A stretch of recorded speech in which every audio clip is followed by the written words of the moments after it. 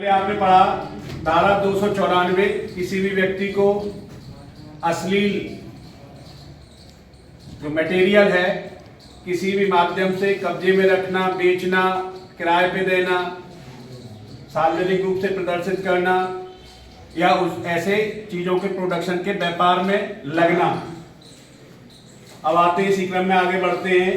धारा 295 भारतीय न्याय संहिता, ये थोड़ा और गंभीर है कि बालकों को अश्लील वस्तुओं का विक्रय आदि। तो बालकों से मतलब समझिए ऐसे बच्चे जो 18 साल से कम के हैं, चाहे वो लड़का हो या लड़की। कोई किसी बालक को कोई ऐसी अश्लील वस्तु जो धारा 294 में निर्दिष्ट है, जिसमें ऑडियो वीडियो कंटेंट्स भी हैं आपके मोबाइल के, वो भी शामिल है, बेचेगा, किराए पर देगा, बांटेगा या प्रदर्शित करेगा या उसे चलाएगा, ऐसा करने की प्रस्थापना करेगा या उसका प्रयास करेगा, तो पहली बार दोष सिद्ध होने पर कारावास जिसकी अवधि 3 साल तक की हो सकेगी और जुर्माने से जो 2000 रुपए तक हो सकेगा दंडित किया जाएगा।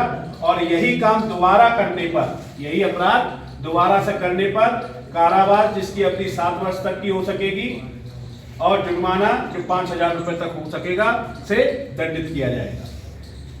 अब आते हैं धारा 296।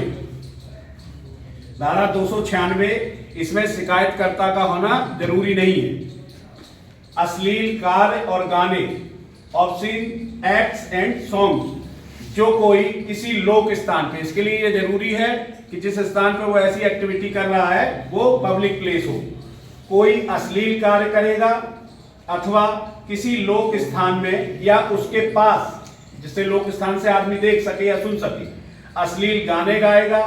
पवाड़े का मतलब होता है फब्दियां कसेगा या शब्दों से गाएगा, सुनाएगा या उसे उच्चारित करेगा, जिससे कि दूसरों को क्षोभ होता हो, उन्हें शर्मिंदगी होती हो, खराब महसूस होता हो, तो उसको कारावास जिसकी अवधि 3 महीने की हो सकेगी और जुर्माने से जो 1000 रुपए तक हो सकेगा या दोनों से दंडित किया जाएगा।